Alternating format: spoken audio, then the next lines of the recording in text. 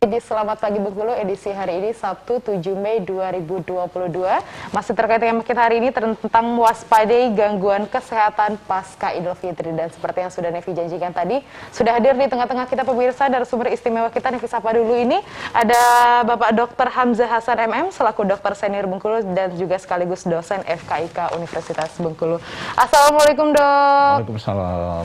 Gimana kabar hari ini? Alhamdulillah baik. Alhamdulillah baik ya Dok. Ini kita masih menyambut suasana hari Lebaran dan ini pasca Idul Fitri. Ini biasanya seperti yang tadi Nevi sampaikan, waktu Idul Fitri banyak sekali mengkonsumsi makanan-makanan yang mungkin udah kayak kalap gitu makannya Dok ya. Ada kayak opor ayam, rendang, klio dan segala macamnya Dok. Nah hari ini kita akan berbicara tentang harus waspada nih setelah makan makanan yang seperti itu, tipsnya seperti apa gitu ya Dok. Nah ini dokter sebelumnya Nevi mengucapkan minal aidin wal faizin, mohon maaf lahir dan batin dokter. Kemarin gimana suasana Lebarannya Dok? Ya, alhamdulillah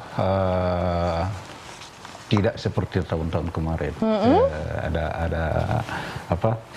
Ada suasana yang mendekati normal ya. Kalau 2 tahun kemarin, tahun kemarin, ya suasana Lebarannya tidak seperti biasa. Tidak seperti biasa. Tahun ini sudah mau seperti normal ya Dok ya? Seperti mendekati normal. Seperti mendekati normal. Kalau kemarin mungkin kan 2 tahun yang lalu tidak boleh untuk silaturahmi dan segala macam ya Dok ya. Tahun ini boleh silaturahmi tapi tetap protokol kesehatannya tetap dijaga. Dipakai. Benar. Dokter kemarin Lebaran di mana nih Dok? Di Bengkulu atau di luar provinsi Bengkulu? Saya selalu Lebarannya di Bengkulu. Selalu Lebaran di Bengkulu ya? Karena kan tamu-tamu banyak yang datang ya. Jadi walaupun tidak open house seperti kemarin ya, tapi banyak juga tamu yang datang gitu. Jadi makanya selalu Lebaran itu di Bengkulu. Selalu Lebaran di Bengkulu. Jadi mungkin kangen-kangen juga nih udah 2 tahun nggak silaturahmi gitu ya Dok ya. Mungkin tahun ini karena boleh aturan pemerintahnya tapi tetap protokol kesehatan, akhirnya mungkin banyak yang bersilaturahmi. Itulah tadi yang dokter bilang Lebarannya kali ini mendekati normal seperti itu ya Dok ya. Nah kalau kita ngomongin Idul Fitri ini nggak afdol kalau misalnya nggak ada makanan-makanan khas nih Dok yang ada di rumah misalnya seperti itu. Betul. Apa nih Dok menu khas di rumah sendiri seperti apa Dok saat Idul Fitri? Sebenarnya tidak begitu istimewa juga ya, cuma memang masakan-masakan tertentu itu disiapkan. Misalnya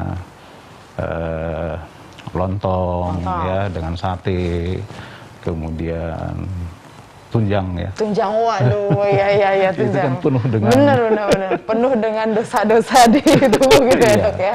Oke, apalagi nih Dok, ada sate, ada tunjang, apalagi nih? Ada juga bagar ayam ya, kemudian sayur buncis, ya, itu tentu nggak lupa ya. Kemudian ikan. Oke, lengkap ya Dok ya, jadi lontong semua dan segala macamnya. Apalagi kemarin dokter bilang juga tadi banyak juga rekan-rekan yang silaturahmi datang ke rumah seperti itu ya. Oke, nah itu menu-menu khasnya. Untuk tadi seperti yang dokter bilang kan ada buncis, ada sate, ada tunjang. Nah kita tahu nih ini tunjang nih kayaknya nggak afdol ya Dok ya kalau nggak ada tunjang kayak gitu-gitu Dok ya. Nah mungkin ada tunjang, kalau misalnya di rumah saya mungkin ada opor, rendang dan segala macam. Itu kan enak tapi dosanya banyak juga ini Dok ya. Nah kira-kira itu gimana Dok? Misalnya mungkin tipsnya supaya misalnya kan benar nggak ya apa makanan-makanan tadi itu yang bisa memicu misalnya darah tinggi atau kolesterol atau penyakit lainnya Dok? Ya jelas, kalau kita makan terlalu berlebihan itu pasti ya, apapun yang kita makan berlebihan itu akan menimbulkan penyakit dan itu tidak baik ya. Makanan sehat pun kalau berlebihan itu tidak baik. Apalagi seperti tunjang yang penuh dengan lemak-lemak jahatnya di sana ya. Jahat ya, benar. Nah, itu semestinya ya makan secukupnya. Ya, kadang-kadang kita lupa kalau lagi makan itu semua kita ambil semua, kita makan semua, kita cicip semua, walaupun kadang-kadang perut kita sudah mengatakan cukup gitu. Makanya kan betul apa yang dikatakan mungkin ya kita dalam Islam ya, yang dikatakan Nabi kita ya. Makanlah sebelum lapar, berhentilah sebelum kenyang. Nah, itu prinsip sebenarnya di kesehatan juga dipakai. Ya. Jadi waktu makan itu jangan tunggu lapar dulu. Karena kalau tunggu lapar, perut dalam kondisi yang betul-betul kosong sama sekali, kemudian diisi, kaget dia ya. Itu membuat pencernaan kita kurang baik gitu. Nah, kemudian kalau kita makan pun jangan, kalau sampai kenyang kan Ya sama dengan muatan. Muatan Over ya? kalau over itu kan muntah dia. Betul. Ya kan, tumpah dia. Betul, jadinya kayak buah gitu ya dok iya, ya? betul. Jadi makanlah secukupnya. Gitu. Oke, jadi seperti itu. Juga kita harus tahu bahwa kadang-kadang kita salah persepsi begini. Selalu kita menghindari lemak-lemak. Yang kita hindari itu lemak jahatnya. Lemak Ya, jahatnya. karena lemak itu juga dibutuhkan oleh tubuh. Oke. Nah, kadang-kadang orang kan saking ini takutnya dan lemak, tidak menyentuh sama sekali hal-hal yang seperti itu. Sebenarnya kalau kita tahu bahwa ini jenisnya banyak mengandung lemak ini, kemudian ini mengandung lemak ini. Kalau kita bisa memilah seperti itu, kita mestinya tidak usah takut untuk makan. Oke, ini dibilang katanya ada lemak jahat, ada lemak baik gitu ya dok? Betul, Istilahnya ada seperti betul. itu. Kalau lemak baik nih kayak apa aja dok misalnya? Lemak baik itu malah justru untuk kesehatan kita, untuk melindungi jantung, pembuluh darah ya. Sehingga itu sangat-sangat dibutuhkan ya di dalam tubuh kita. Sedangkan lemak jahat ini itu dia akan membuat tumpukan-tumpukan di dalam pembuluh darah ya, gumpalan, dan bahkan membuat pembuluh darah itu jadi keras, tidak elastis gitu loh ya. Nah, karena itu ya mungkin kalau kita sudah umur 20 tahun ke atas perlulah dicek ya untuk lemak. Nah, saya sendiri mengalami pengalaman pribadi sendiri. Oke, gimana tuh? Ya. Waktu itu umur saya 40 tahun. Memang setelah waktu itu saya tidak pernah cek dan segala macam. Tahu-tahu saya ke Jakarta, ada sebuah pameran waktu itu ya. Kemudian ada alat canggih di sana kebetulan, kita boleh cek gitu. Dok, umur dokter berapa? Saya bilang sekitar 40-an. Ya. Coba dicek usia dokter. Oke. Ya, dia bilang ya belum tentu 40 tahun katanya. Jadi dia cek itu adalah umur pembuluh darah.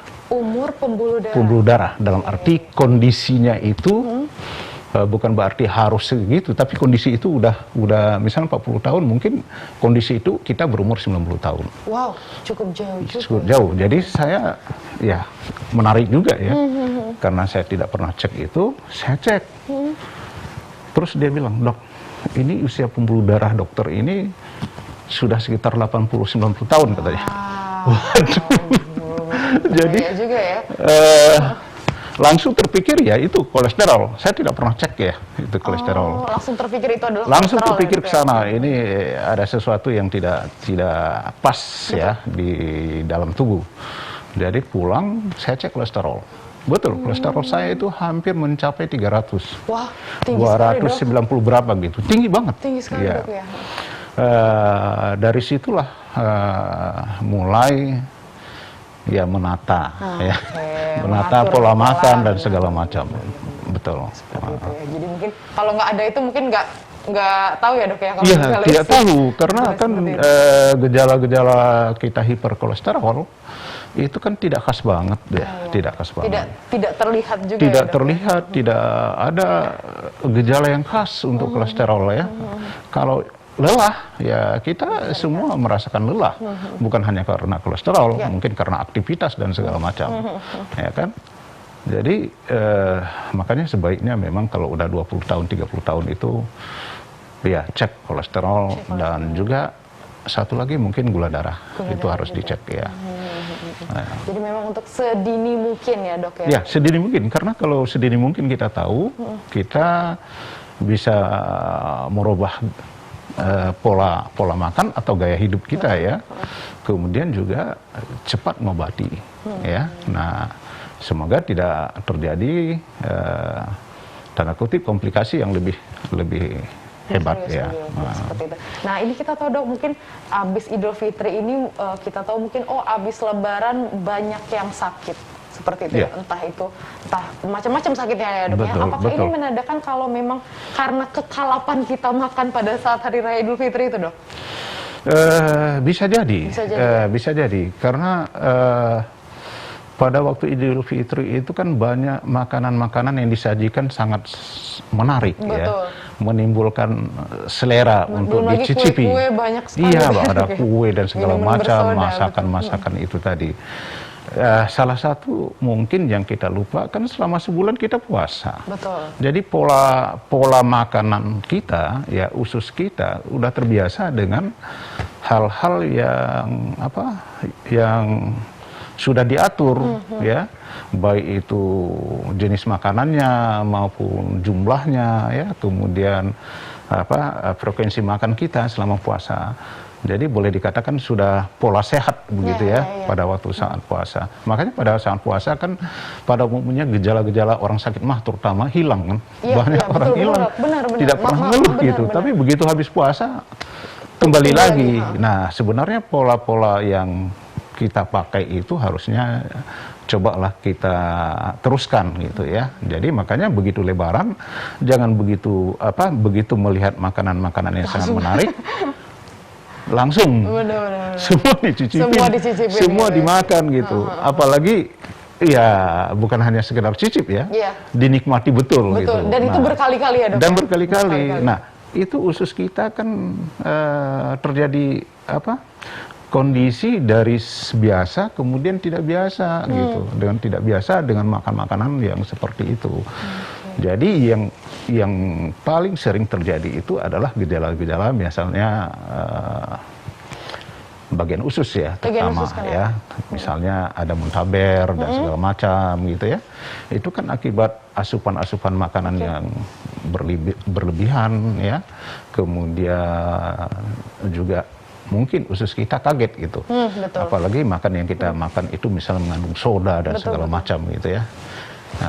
Itu kan merangsang usus kita untuk bereaksi. Oke, jadi mungkin karena memang pola selama puasa 1 bulan itu tadi ya, Dok ya, mungkin terus kaget, terus ngelihat makanan kayak mungkin itu tadi seperti dokter bilang bukan cuma dicicipi seperti itu, betul-betul dinikmati, dan itu berkali-kali seperti itu. Berkali-kali karena kita silaturahmi kan, datang ke rumah A, kemudian nanti ke rumah B lagi, ada makanan macam-macam lagi kan, terus sampai ke rumah berikutnya gitu. Kita selalu mencicipi itu kan. Nah, itu yang menyebabkan mungkin membuat usus bekerja keras gitu. Makanya pada Lebaran itu yang sering muncul itu pada waktu Lebaran itu adalah penyakit muntaber ya biasanya ya. Karena itu menyerang usus tadi ya, Dok. Iya. Kemudian baru mungkin penyakit-penyakit yang lain karena pola makan tadi ya. Misalnya mulai kambuh, darah tingginya kambuh kembali, kemudian kencing manisnya mungkin timbul lagi karena makanan-makanan yang disajikan itu kan penuh dengan hal-hal yang sangat-sangat membuat kita selera ya. Selera. Betul. Belum lagi bentuknya dan segala macamnya. Betul, itu pasti mengundang selera. Nah, seperti tadi dokter sampaikan mungkin kalau kolesterol, darah tinggi, gula itu kan mungkin tidak terlihat secara umum ya, Dok. Iya, betul. Gejalanya apa nih, Dok? Kalau kolesterol, sebenarnya kolesterol dengan darah tinggi itu hampir sama gejalanya. Tidak begitu khas ya. Itu karena dia mempengaruhi kan pembuluh darah dia. Kolesterol itu bisa juga menyebabkan nanti hipertensi, darah tinggi ya. Jadi kalau dua-duanya itu tidak dijaga, kalau kolesterol tidak dijaga, itu akan memperberat penyakit darah tinggi gitu. Karena kan kolesterol ini kan, apalagi kolesterol jahat, itu dia akan membuat pembuluh darah kita jadi keras gitu. Jadi tidak kaku, tidak elastis lagi, jadi kaku dia. Bahkan ada penumpukan lemak di situ. Nah, itu yang ditakutkan. Jadi nanti bisa menyempitkan pembuluh darah. Kemudian kalau tumpukan lemak itu lepas, itu bisa nyumbat. Itulah yang penyumbatan. Makanya terjadilah stroke. Jadi stroke itu tidak harus dia mengalami hipertensi dulu. Ya, ada orang stroke dia tekanan darah sebelumnya bagus-bagus saja. Artinya kolesterolnya dia cukup tinggi. Berarti betul-betul berbahaya juga sebenarnya kolesterol. Berbahaya kolesterol tuh, makanya itu harus dijaga makanya. Betul-betul. Makanya mungkin banyak sekali di luar sana hati-hati sama kolesterol nih, hati-hati sama kolesterol karena memang ternyata bisa sampai stroke juga ya, Dok ya. Bisa. Jadi bukan hanya sekedar darah tinggi saja seperti itu, tapi juga bisa dari kolesterolnya seperti itu. Iya. Benar. Kalau begitu kan berarti kalau kita bilang kolesterol ini cukup berbahaya, kolesterol darah darah tinggi dan gula ini cukup berbahaya ya dok ya. Iya. Nah untuk pantangannya berarti banyak dok untuk supaya nggak sampai kena 3 macam penyakit ini. Iya, kalau kita mau menghindari itu ya pola hidup sehat. Pola hidupnya. Ya, pola hidup sehat itu yang harus kita lakukan. Ya, pola hidup sehat itu tentu dengan aktivitas olahraga harus dilakukan, kemudian makanan seimbang, kemudian juga hindari minum beralkohol, ya, hindari merokok, jangan merokok, ya, kemudian berikutnya hindari stres. Hindari stres. Ya, jadi 5 hal itu kalau kita bisa menjaganya dengan baik, mudah-mudahan itu akan terhindar, ya. Karena itu kan penyakit gaya hidup itu, ya, gaya hidup karena kebiasaan pola makan dan segala macam. Oke, benar nggak dok kalau misalnya 3 penyakit itu tuh juga sering juga dibilang itu penyakit keturunan? Bisa dibilang seperti itu juga dok? Bisa ya, apalagi kencing manis. Apalagi kencing manis. Ya, kencing manis itu, makanya kencing manis itu atau DM itu dia ada 2 tipe. Ada tipe 1, ada tipe 2, ya. Tipe 1 itu tipe yang didapat memang diturunkan. Memang diturunkan. Nah, kalau itu kan dari awal udah kelihatan, ya. Tapi yang tidak kelihatan itulah yang kita dapat. Oh, yang kita dapat. Ya, tahu-tahu waktu kita cek gula darahnya udah 300-an. Nah, makanya sebenarnya untuk itu perlu kontrol lebih dini gitu, ya, sehingga kita tahu walaupun kita tidak punya gejala, nggak apa-apa. Nggak apa-apa, Iya. nggak ada salahnya untuk cek. Tidak ada salahnya kalau umur kita udah 20-30 tahun ke atas, ceklah itu, ya, betul. gula darah, kemudian kolesterol, ya. Dan juga tidak mahal ceknya. Betul. Ya. Dan ini untuk jangka panjang. Untuk juga jangka ya, panjang dok, kita, jadi kita sudah bisa mengantisipasi. Benar. Biasanya kan pola makan kita pada waktu umur remaja itu kan tidak begitu kita perhatikan. Betul, makan aja yang Makan enak aja, pokoknya. udah nggak tahu sumber dari mana, makan aja gitu ya dok ya. Makan aja. Yang terpenting adalah untuk tumbuh kembang kan, yang dipikirkan kan. Jadi kadang-kadang ya tidak seimbang makanan itu. Jadi makanya kalau udah masuk usia 30 tahun sebaiknya dicek. Oke. Nah, kalau untuk pengobatannya seperti apa ini, dok? Tidak melulu dengan obat sebenarnya. Tidak melulu dengan ya. Tapi kecuali kalau yang sudah ya sedang ke atas ya. Tapi kalau masih tahap awal sebenarnya dengan merubah pola hidup, ya, gaya hidup itu biasanya bisa teratasi. Tapi kalau seandainya sudah masuk ke sedang atau kronis atau tinggi gitu, itu mau tidak mau harus kita memakai obat rutin, ya. Tapi kadang-kadang banyak dari kita seolah-olah kalau sudah pakai obat itu semua sudah tuntas. Itu yang keliru, ya. Tidak memperhatikan bagaimana gaya hidup. Jadi obat oke, tapi gaya hidup juga dirubah. Kalau kita cuma mengandalkan obat aja itu tidak maksimal. Tidak maksimal, bahkan tidak ada respon sama sekali obat itu gitu. Jadi itu yang harus kita ketahui, ya. Jadi obat iya, tapi pola hidup pola hidup sehat harus diterapkan, ya. Nah, olahraganya, kemudian makanannya, ya, kemudian hindari merokok, hindari minuman keras, stres, itu harus dihindari gitu. Oke, artinya tetap harus seimbang. Jadi jangan hanya bergantung dengan obat. Dok, iya. Oke, jadi dengan pola hidupnya juga tetap harus dijalani seperti itu ya. Tadi pola makannya juga harus dijaga, olahraga, dan tadi dokter juga bilang untuk hindari stres. Nah, benar nggak nih ternyata untuk menghindari stres juga menjadi pemicu bagaimana tubuh kita melawan penyakit seperti itu, dok, ya? Iya.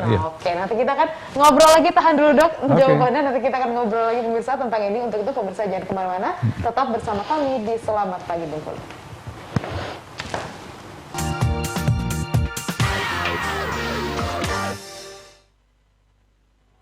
Allahu Akbar. Ya pemirsa, terima kasih masih bersama kami di Selamat Pagi Bengkulu. Masih edisi hari ini di hari Sabtu 7 Mei 2022. Masih terkait tema kita terkait tentang waspadai gangguan kesehatan pasca Idul Fitri. Ya pemirsa, kita masih dengan Dr. Hamzah Hasan MN selaku dokter senior Bengkulu dan juga dosen FKIK Universitas Bengkulu. Dok, tadi kita udah ngobrol banyak banget itu tentang tadi ada gejala tentang kolesterol, darah tinggi. Ternyata memang itu saling bersaudara gitu ya dok ya, karena memang itu saling menimbulkan akhirnya. Dan tadi juga bisa sampai stroke seperti itu ya dok. Dan tadi juga ada beberapa memang gejalanya memang mungkin tidak terlihat, tapi tidak ada salahnya juga seperti yang tadi dokter bilang untuk check up saja sedini mungkin, karena memang kita tahu bahwa mungkin kalau misalnya dilihat mungkin nggak apa-apa, tapi ternyata pas dicek kan agak lebih berbahaya kalau misalnya memang makanan kita yang tidak kita kontrol. Dan tadi sempat dokter bilang juga itu adalah salah satunya bukan hanya bergantung dengan obat saja, tapi juga seimbangi dengan pola hidup yang sehat, misalnya dengan olahraga, pola makan tetap diatur, dan juga yang namanya menghindari stres. Nah, tadi sebelum iklan nih dok, bener nggak ternyata memang stres ini mempengaruhi kesehatan kita juga? Oh, sangat benar ya. Karena stres itu bisa menimbulkan memacu hormon di dalam tubuh ya. Ada salah satu hormon, nah itu membuat daya tahan tubuh kita lemah ya. Kita mudah sakit ya. Nah, reaksi tubuh kita bermacam-macam ya, tergantung orang ya. Ada kalau dia stres sakit kepala, ya kan? Ada orang juga kalau dia stres kadang-kadang mual, muntah dan segala macam ya. Jadi tergantung reaksi individu. Gitu. Berarti memang kalau misalnya kita stres itu tuh bisa misalnya dari yang nggak mual jadi mual kayak bisa gitu, mual ya, padahal dia tidak apa-apa kan, karena tingkat stresornya tinggi ya, stresnya tinggi di dalam, akhirnya reaksi tubuh itu ya seperti itu ya. Karena itu pengelolaan stres itu sangat penting gitu ya. Jadi stres itu, tapi kita tidak bisa menghindari stres. Nah, itu dia, Dok. Kita tidak bisa. Yang di dalam kehidupan itu tidak bisa. Karena kita berhubungan dengan orang dan berhubungan dengan pekerjaan dan segala macam. Tapi bagaimana kita mengelola stres? Ya salah satu contoh misalnya kalau kita punya pekerjaan yang cukup jadi beban misalnya di kantor, di rumah jangan dibawa. Masalahnya cukup di kantor aja. Di kantor, nggak usah dibawa ke rumah. Nggak usah dibawa ke rumah, misalnya cara mengelola stres seperti itu gitu. Kemudian juga usahakan, kan stres itu dari masalah biasanya kan, usahakan masalah itu diselesaikan secepatnya ya, secepatnya, sehingga tidak jadi beban pikiran ya. Kalau itu jadi beban pikiran yang kadang-kadang kita tidak sadari ya. Seringkali stres itu kita tidak sadari, jadi tanpa sadar dia menumpuk ya, walaupun kadang-kadang kita bilang, oh saya nggak stres kok, ya kan seringkali orang kayak gitu kan, nggak kok, nggak apa-apa gitu nggak ya, apa-apa kok sebenarnya ya, tapi itu akan membuat tubuh kita akan lemah jadinya ya, daya imun kita lemah ya, jadi mudah terkena penyakit. Ya. Biasanya penyakit apa nih dok yang memang sangat bersinggungan dengan stres? Ibaratnya kita punya penyakit, jangan banget stres dikit terus itu akan kambuh. Biasanya itu pada gangguan pencernaan, misalnya gastritis ya, MAH itu seringkali itu muncul ya. Iya, makanya pengelolaan orang sakit MAH itu tidak cukup dengan obat aja, dengan menjaga makanan, tapi pengelolaan stres itu harus bisa dikelola dengan baik ya. Oke, jadi kalau misalnya kena stres sedikit mungkin agak mungkin tentang masalah di pekerjaan mungkin itu bisa langsung kena ke mahnya ya dok ya? Ya bisa mahnya, karena kadang-kadang ya kita kalau ada masalah kadang-kadang lupa makan. Nah, ya. Itu sering kali kan gitu, makanya yang paling sering kena itu malah nggak mau makan kan, atau rasanya nggak enak makan kalau belum selesai nih ya kan. Nah itu sering kali seperti itu. Taruhlah itu mungkin pekerjaan kita tidak menjadi beban yang berat, tetapi harus dikerjakan, harus selesai. Padahal waktu makan kita sudah tiba gitu. Seringkali kita abaikan. Nah, biarlah kayak gitu, akhirnya itu akan mengganggu pencernaan kita gitu ya. Sering kali ini kan orang kita kalau misalnya kita tahu kalau pagi itu biasanya nggak sarapan ya dok ya. Seberapa penting sih dok sarapan sebenarnya? Justru sarapan pagi itu sangat penting ya, karena kita setelah itu kita melakukan aktivitas ya, jadi ibaratnya butuh tenaga ya, yang harus kita kita konsumsi ya, yang harus kita makan. Karena aktivitas produktif kita bekerja itu kan dari pagi sampai jam 2 ya, itu kita melakukan aktivitas fisik, sedangkan kita nggak ada bekal di dalam tubuh. Jadi itu akan membuat kita mungkin kelelahan ya, kemudian pencernaan kita juga tidak bagus ya, karena kita udah terbiasa pola makan misalnya pagi, siang, dan malam. Nah, itu udah terbiasa, itu tubuh kita udah otomatis seperti itu dan sudah menyiapkan asupan-asupan makanan nanti kalau masuk gitu ya. Misalnya seperti asam lambung itu akan keluar pada waktu-waktu tertentu ya, yang sudah biasa kita lakukan. Nah, kalau itu tidak diisi, akhirnya asam lambung itu naik. Ya tetap begitu, tidak bekerja kan. Jadi akhirnya itu yang membuat perih gitu. Padahal asam lambung udah keluar ya, sudah ada di dalam mah kita ya. Nah, jadi kalau seandainya makanan tidak ada, ya akhirnya lama-lama kan dinding usus kita itu, dinding gaster kita itu lama-lama menipis kan, karena asam lambung. Asam lambung itu bukan main loh. Daging aja kita telan itu bisa hancur. Wah. Ya kan? Kita sering kan makan terus kita telan aja. Betul. Tapi pernahkah keluar daging bulat-bulat? Enggak juga. Enggak kan? Betul. Karena itu tadi ada. Iya, jadi begitu keasamannya itu begitu ya lumayan gitu. Ya, jadi itulah dampaknya kalau memang kita nggak sarapan ya dok ya. Jadi kalau seandainya tidak masuk begitu, berarti asam lambungnya kan pekat itu. Tapi kalau ada makanan kan dia berbaur dengan makanan. Oke, itu sehingga, yang diolah seperti itu ya dok? Iya, dia akan mengolah makanan itu. Kadang-kadang juga makan siang jadinya sore gitu ya sore, dok? Seringnya seperti itu ya. Padahal asam lambungnya udah keluar misalnya jam 12 gitu. Karena kan terbiasa kayak gitu. Pagi mungkin jam 8, kemudian siang mungkin jam 12, jam 1, kemudian malamnya mungkin jam 6, jam 7.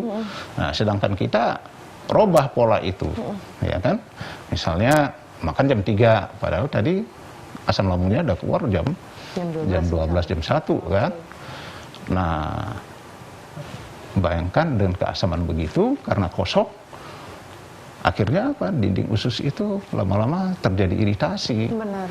Nah, kalau yang berat lagi tentu ada namanya usus itu jadi luka. Istilahnya ulcus pepticum ya kalau di kita.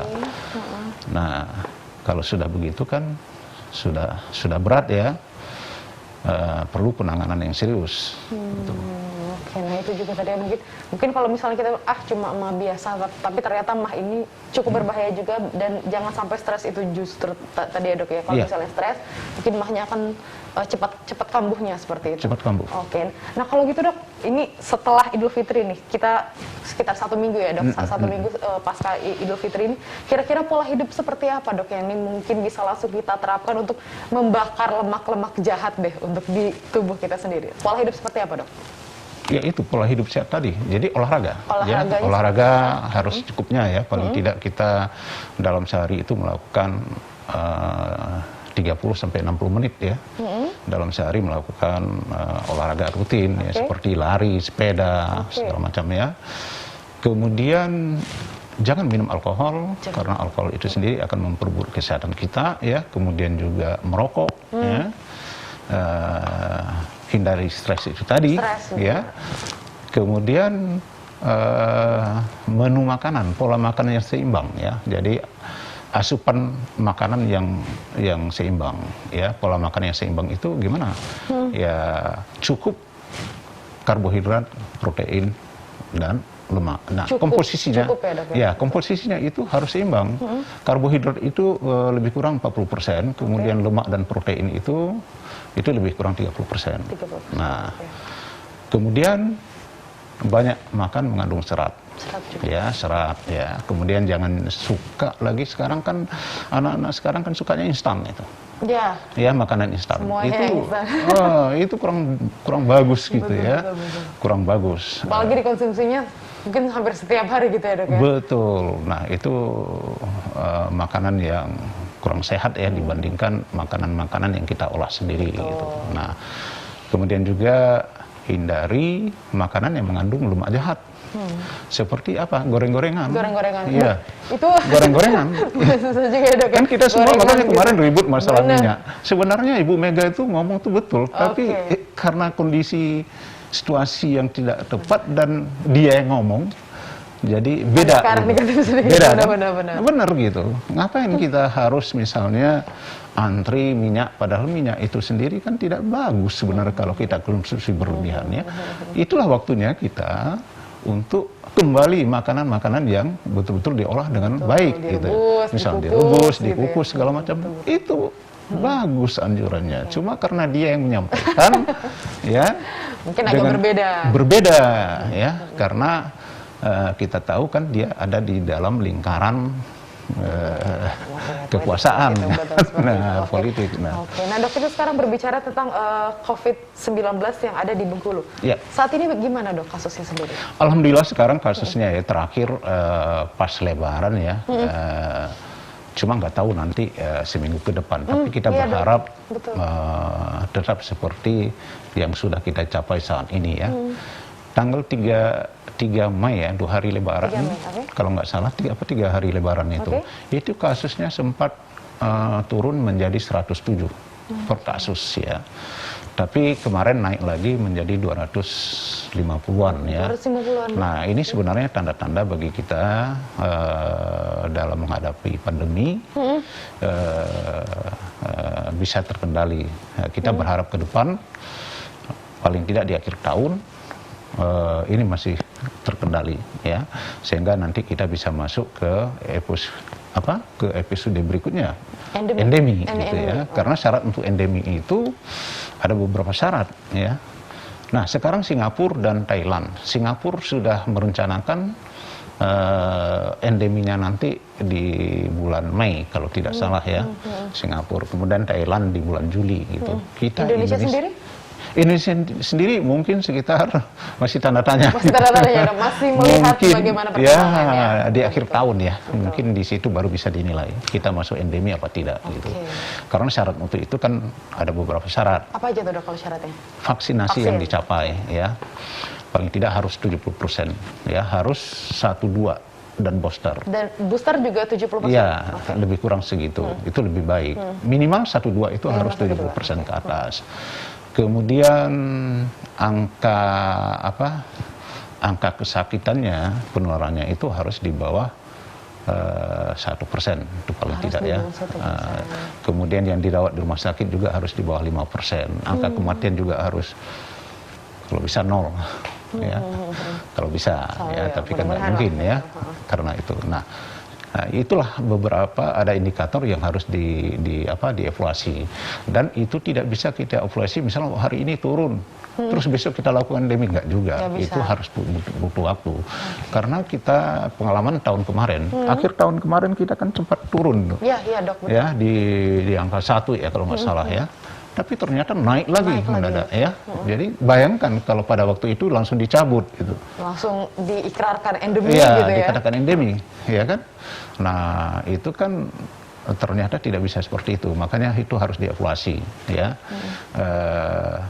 Mungkin dalam beberapa bulan dilihat, kalau kita mungkin di akhir tahun lah kita lihat lagi, mudah-mudahan tahun depan kita bisa benar-benar bebas. Benar-benar bebas. Artinya kalau memasuki masa endemi, apakah masyarakat untuk protokol kesehatannya bisa longgar? Saya kira inilah hikmahnya dari ya memang di suatu kejadian tentu ada hikmah ya. Hikmahnya di kita terbiasa dengan pakai masker, cuci tangan, jaga jarak ya. Nah, sehubungan dengan pertanyaan tadi, tentu bagaimana ke depan? Ya tetap dipakai, sebaiknya tetap dipakai. Karena apa? Ada beberapa penyakit ya, apalagi kita daerah tropis nih ya, yang ditularkan melalui droplet udara, melalui udara ya. Misalnya apa? TB dan penyakit-penyakit yang lain ya, yang bisa berterbangan itu. Jadi alangkah lebih bagusnya tetap dipakai. Tetap dipakai. Ya. Oke, jadi pokoknya pola hidup bersih sehatnya juga tetap harus dijaga, tetap harus cuci tangan, kayak gitu ya dok ya, Pak, pakai masker. Intinya bagaimana yang kita terapkan pada saat pandemi ini tetap harus diterapkan pada saat endemi nanti, seperti sebaiknya itu. seperti itu. Untuk menghindari jangan sampai ada lagi yang seperti ini ya dok ya, Iya, virus-virus seperti ini udah nggak ada lagi. Terakhir nih dok, mungkin ada pesan atau tips yang bisa diberikan untuk para masyarakat Bengkulu terkait dengan tema kita hari ini dok, terkait tentang mewaspadai penyakit pasca Idul Fitri. Mungkin silakan dokter bisa disampaikan. Oke, terima kasih bagi pemirsa sekalian ya yang menonton acara kita ini. Mungkin ada beberapa hal yang perlu diperhatikan kita pasca puasa kemudian masuk Lebaran ya, agar hidup kita tetap terjaga ya. Jadi terutama tentu pada saat Lebaran ini banyak disajikan menu-menu yang sangat menarik ya. Nah, saya himbau jangan semua dinikmati, dicicipi saja, ya. Karena kalau semua kita nikmati sehingga yang kita konsumsi itu berlebihan nantinya. Kalau sesuatu yang berlebihan itu tidak baik ya, walaupun itu sehat, apalagi itu ya tidak sehat gitu ya, misalnya banyak mengandung kolesterol dan segala macam. Jadi dicicipin aja. Makanya mungkin pola hidup sehat itu sesuai dengan ajaran Nabi kita. Makanlah sebelum lapar, berhentilah makan sebelum kenyang. Mungkin itu saja yang bisa saya sampaikan pada kesempatan ini. Dan jangan lupa kita walaupun kasus COVID ini sudah menurun, prokes kesehatan tetap kita jalankan karena kita masih dalam suasana pandemi, walaupun tidak sehebat yang tahun kemarin atau di awal tahun ini ya, karena ini belum berakhir, pandemi belum berakhir, tapi mudah-mudahan kita menuju ke arah sana ya, secepatnya. Kita berharap bersama-sama pandemi ini cepat berakhir. Mungkin itu saja, terima kasih. Oke, nah itu tadi pemirsa tips-tips dari Dr. Hamzah ini. Jangan jadi yang kemarin ngerasa kalap makan opor, kalap makan tunjang dan segala macamnya, yuk diterapin lagi pola hidup bersih dan sehatnya. Jangan lupa tetap protokol kesehatan juga tetap harus dijaga. Mungkin kemarin yang lagi liburan dan segala macam ya dok, seperti itu tetap yang lagi liburan protokol kesehatannya tetap harus dijaga. Walaupun sekarang kita tidak separah tahun-tahun sebelumnya pandemi, protokol kesehatannya tetap nggak boleh diturunin juga. Kasus boleh menurun, protokol kesehatannya tetap harus dijaga gitu ya dok ya. Oke, sebelumnya terima kasih banyak dokter sudah hadir di studio RBTV pada pagi hari ini. Semoga memang nanti tips dan triknya bisa langsung diterapkan oleh masyarakat Provinsi Bengkulu. Dan pemirsa, jangan lupa saksikan terus Selamat Pagi Bengkulu dari hari Senin hingga hari Sabtu pukul 8 hingga pukul 9 pagi. Akhir kata, saya Nevi Aprilia pamit undur diri. Terima kasih. Wassalamualaikum warahmatullahi wabarakatuh. Sampai jumpa.